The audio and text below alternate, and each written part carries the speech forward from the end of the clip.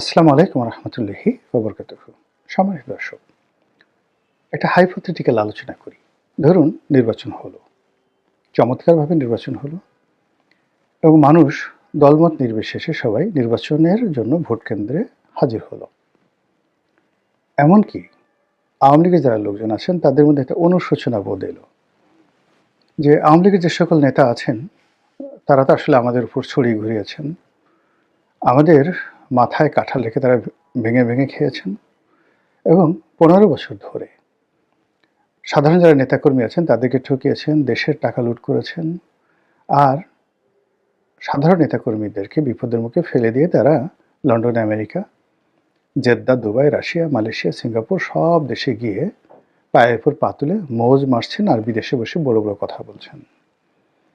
আর বাংলাদেশে যারা আছেন কেউ পালিয়ে আছেন, কেউ জুলুম অত্যাচারের শিকার হচ্ছেন, একটা বিরাট অংশ জেলখানাতে আছেন, ইত্যাদি ইত্যাদি সব কিছু। কাজেই তাদের ভিতরে একটা অনুশোচনা হলো বাদ দেন এই সমস্ত ব্যাপারে, গণতন্ত্র আসুক, সুশাসন প্রতিষ্ঠিত হোক, আমরা যে ভালো প্রার্থী যাকে পছন্দ হবে তাকে আমরা ভোট দেবো এবং এই জন্য আওয়ামী লীগের সকল ভোটাররা ভোট কেন্দ্রে গেল। এরকম একটা হাইপোথেটিক্যাল চিন্তা আমরা করি, অনেকটা ডক্টর মোহাম্মদ ইউনূসের মতো। তো এরকম যে একটা অবস্থা হয় তাহলে ১৩ কোটি ভোটার মানে ১৫-১৩ কোটি ভোটার, সেই ১৫-১৩ কোটি ভোটারের মধ্যে যদি 80% ভোট কেন্দ্রে উপস্থিত হয়, কত হয়? কত ভোটার হয়? প্রচুর ভোটার উপস্থিত হবেন। এখন এই যে ভোটার ধরুন ১৫-১৩ কোটি ভোটার, এর মধ্যে 80% ১০ কোটির বেশি হবে। ১০ কোটি ধরে একটা রাউন্ড ফিগার ধরে আমরা আলোচনা করি। তো এই ১০ কোটি ভোটারের মধ্যে 54% ভোটার কারা? মহিলারা। 54% ভোটার হলো মহিলারা। তো তারা কাকে ভোট দেবেন? তারা কি ভোট কেন্দ্রে আসবেন? তারা কি পুরুষদের মতো সচেতন? তারা কি পুরুষদের মতো দলবাজ? নাকি তাদের গতি প্রকৃতি এবং চিন্তা চেতনা ভিন্ন এবং ভোটের ময়দানে তারা কাকে কিভাবে ভোট দেন এই বিষয়ে কি আমাদের কোনো জরিপ আছে? এই বাঙালির যে মন, আমাদের দেশে যেমন গান আছে, উজান গাঙের নাইয়া, আমায় এত রাতে কেন ডাক দিলি প্রাণ কোকিলারে, বা শোনো তাজেল গো। মানে এই যে আবহমান বাংলার যে প্রকৃতি পরিবেশ এবং গান, নারীকে নিয়ে যে গল্প কবিতা উপন্যাস, এটার সঙ্গে রাজনীতির কি সম্পর্ক? রাজনীতির ময়দানে নারীরা কিভাবে সিদ্ধান্ত নেয় এটা নিয়ে কি আমাদের যারা রাজনীতিবিদ তারা কি গবেষণা করেছেন? করেননি। আমার নিজের একটা অভিজ্ঞতা বলি।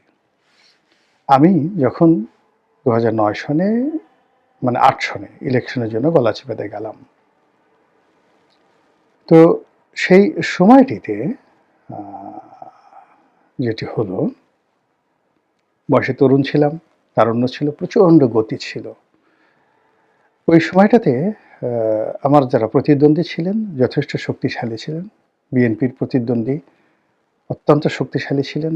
আর আওয়ামী লীগে আমার যারা বিরোধিতাকারী ছিলেন তারা বাংলাদেশের প্রেক্ষাপটে সবচেয়ে মেধাবী রাজনীতিবিদদের মধ্যে অন্যতম। তো সকল মেধা এবং যোগ্যতা মানে এটা মানে আমার যে গতি ছিল, তারুণ্য ছিল, সেই তারুণ্যের কাছে পরাজিত হয়েছিল। তখন হঠাৎ করে একদিন এক ভদ্রলোক বিএনপি করেন, একটা কলেজের প্রিন্সিপাল। তো উনি খুব বেশ স্ট্রেট এবং ফরওয়ার্ড ওয়েতে যাকে বলা হয় আমাকে বললেন যে, আপনি আসছেন, আপনি তো একটু ইয়াং, এখন আপনার বয়স আছে, এই বছর না হলেও ভবিষ্যতে হবেন আর কি। তো ভবিষ্যতে মানে আমি বিব্রত হলাম না। আমি তারা বললাম যে, ভাই আপনাকে একটা কথা বলি, আপনার বয়স হয়ে গেছে, আপনি এখনো তরুণদের মন মানসিকতা সম্পর্কে বুঝতে পারেন না, নারীদের মন মানসিকতা সম্পর্কে বুঝতে পারেন না। আপনি আর বছরখানেক পরে রিটায়ার্ড করবেন, ইউ আর এজড ম্যান। আপনি লিখে রাখেন, আপনি ভোট আমাকে দিবেন না, কিন্তু আপনার স্ত্রী এবং আপনার সন্তানেরা আমাকে ভোট দেবে, লিখে রাখেন আপনি, এবং আপনাদের এই তাদের ভোট নিয়ে আমি পাশ করব। পরবর্তীতে আমি খোঁজ নিয়েছি, দেখলাম যে আমার সেই প্রেডিকশন ঠিক হয়েছিল। ওই ভদ্রলোক আমাকে ভোট দেননি, কিন্তু তার স্ত্রী এবং সন্তানেরা আমাকে ভোট দিয়েছিল, অথচ আমি তাদের কাছে যাইনি, বলিনি, এবং এই যে ভদ্রলোকের সঙ্গে আমার যে কথাবার্তা হয়েছে এটা আমি আর ওই ভদ্রলোক ছাড়া কেউ জানেননি। এই হলো বাস্তবতা। তো এটা আমি কেন এবং কীভাবে বলেছিলাম এভাবে যে সাবের হোসেন চৌধুরী যখন প্রথমবার সেই নির্বাচনে দাঁড়ালেন, তো আমি ওই এলাকাতে একদিন গেছি, উনি বাসা ওই এলাকাতে একটা বাসাতে গেছি।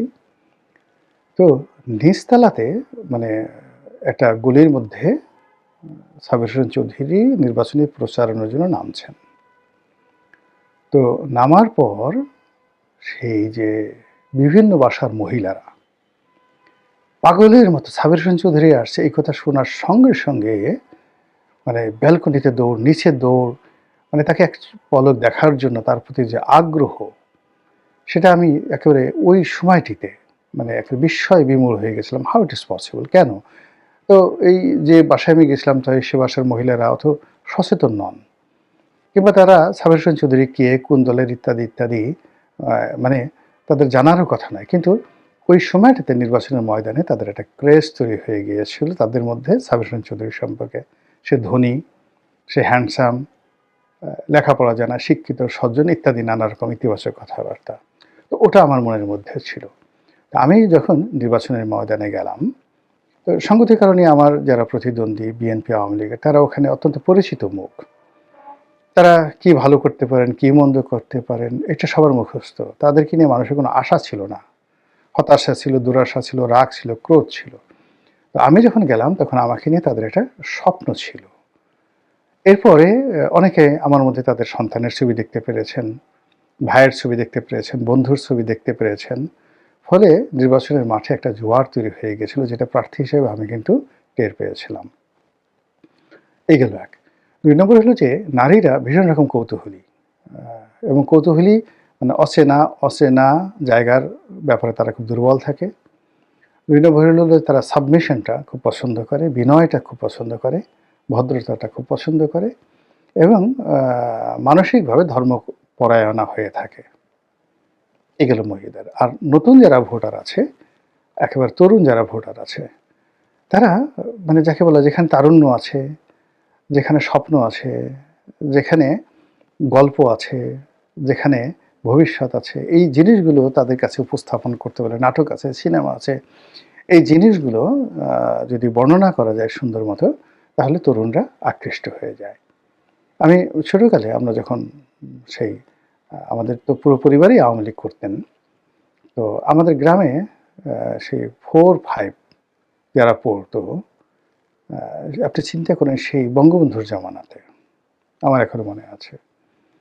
তো বঙ্গবন্ধুর জামানাতে যখন জামায়াত ইসলামী নিষিদ্ধ, তখনও তাদের কার্যক্রম কোন পর্যায়ে ছিল যে একটি প্রাইমারি স্কুলে ক্লাস 4 এ পড়ে যে ছেলে, হাই স্কুলে ক্লাস 6 এ পড়ে যে ছেলে, তাদেরকে শিবিরে উদ্বুদ্ধ করার জন্য দলে দলে জামাতের লোক বিভিন্ন স্কুলে, প্রাইমারি স্কুল এবং মাধ্যমিক স্কুলে ঘুরে বেড়াতো। আমার নিজের চোখে দেখা। আমার এক চাচাতো ভাই আমার কাছে আসছে, আমার 1 বছরের ছোট, মাত্র 1 বছরের ছোট। ও সেদিন আমাকে স্মরণ করে দিল যে ভাইয়া ওই দিন ওই বয়সে আপনি আমাকে গালি দিয়েছিলেন। আমি যখন 5 এ পড়ি, ও তখন 4 এ পড়ে। ও আমার কাছে আসছে যে এরকম শিবিরের একটা দাওয়াত আছে, ভাইয়া আপনি যাবেন কিনা? এখনকার 4 এর ছেলেরা এটা কল্পনাই করতে পারা যায়, কিন্তু আমাদের গ্রাম বাংলায় ক্লাস 4-5 ছেলেরা, আমরা ওই সময়টাতে বেশ ম্যাচিউর ছিলাম। তখন আমি তাকে একটা বকা দিয়েছিলাম যে শফি, ওর ডাকনাম শফি। শফি, তোমার এত বড় সাহস, লেখাপড়া ছেড়ে তুমি এই সমস্ত আজে বাজে জিনিসের মধ্যে জড়িয়েছো, যাও। তো ও আমাকে এই কয়দিন আগে বলল যে ভাই আপনি মনে আছে ওই সময়টাতে আপনার ওই পার্সোনালিটি ছিল যে আপনি আমাকে একটা গালি দিয়েছেন। আমার জীবনে শিবির করাও হয়নি, আর কোনো কিছু করা হয়নি, কিন্তু আপনি এই যে আমাকে গালি দেওয়ার যে সক্ষমতা অর্জন করেছেন, সেখান থেকে আল্লাহ আপনাকে কোথায় নিয়ে আসছে, এই কথাগুলো তারা বলছিল। তো এটা বললাম যে জামাত শিবিরের যে কার্যক্রম, সেই কার্যক্রমটা তৃণমূল লেভেলে কিভাবে ঘটে, যাদের অভিজ্ঞতা নাই তারা সেই জিনিসটা বুঝতে পারবেন না। কিছুটা বুঝতে পেরেছেন মির্জা আব্বাস।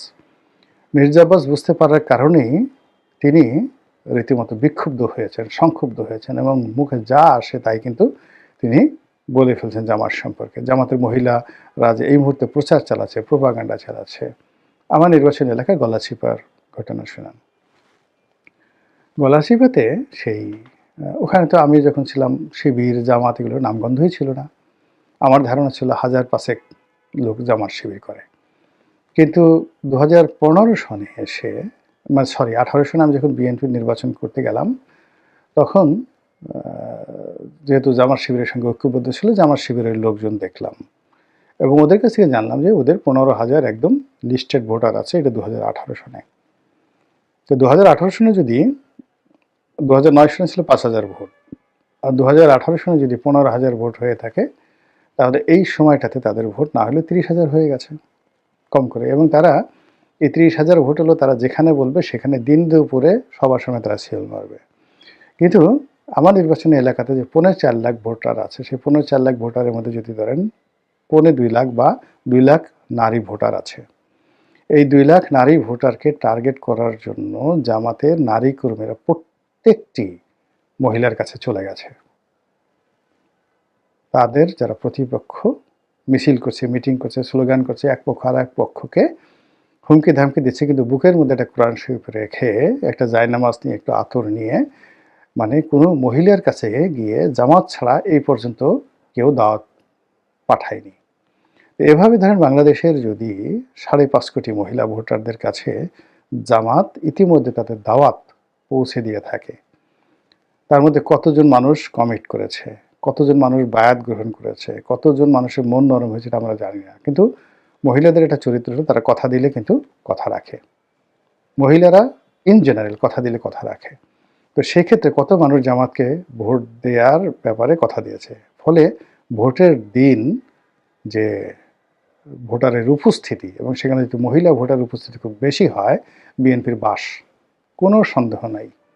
এবং জামাতের যে কী হবে এটা বলা যায় না। খুব অল্প মানে সংখ্যক, মানে 5% বা 6% ভোটার নিয়ে, সীমিত সংখ্যক কর্মী নিয়ে তারা এই যে মহিলাদের দিয়ে এই ভোট বিপ্লব যদি ঘটিয়ে ফেলে, আমি তো আশ্চর্য হব না। সেকেন্ডে যে বললাম যে যারা নতুন ভোটার হয়েছে 18 থেকে 30 বছরের মধ্যে, তাদেরকে টার্গেট করে কিন্তু জামাত এবং শিবিরে যারা লোকজন আছে তারা কিন্তু কাজ করে যাচ্ছে, অনবরত কাজ করেছে দিন এবং রাতে। মিছিল নাই, মিটিং নাই, মারামারি নাই, কাটাকাটি নাই, দিন রাত 24 ঘন্টার মধ্যে 22-23 ঘন্টায় হয়তো তারা কাজ করে যাচ্ছে নিজের পকেটে পয়সা খরচ করে। বিএনপি অন্যান্য যারা লোকজন আছে টেরই পাচ্ছে না যে কী হচ্ছে। এজেন্ট নাই, মিছিল নাই, মিটিং নাই, লোক নাই, দৃশ্যমান নাই। কিন্তু এই দুটো গ্রুপকে, অর্থাৎ নতুন ভোটার এবং মহিলাদেরকে টার্গেট করে জামাত যে চেষ্টা চালিয়ে যাচ্ছে, এবং তা যদি হাইপোথেটিক্যালি নির্বাচনের ময়দানে ভোটারের উপস্থিতি ঘটায়, সুন্দর একটি নির্বাচন হয়, নিরপেক্ষ নির্বাচন হয়, কোনো রকম গণ্ডগোল না হয়, আর যদি মানে সবাই ভোট দিতে সুযোগ পায়, তাহলে এই যে বললাম মহিলা ভোটার এবং নতুন ভোটারদেরকে দিয়ে জামাত যদি একচেটিয়া ব্যাটিং করে এবং ছক্কা মারে, কী করবেন আপনি বলেন? আমাদের গ্রাম অঞ্চলে গালকে বলে টাউয়া। নিজের টাউয়া ধরে টানাটানি করা ছাড়া আপনার আর কিছুই থাকবে না। আসসালামু আলাইকুম রহমতুল্লাহি ওয়া বারাকাতুহু।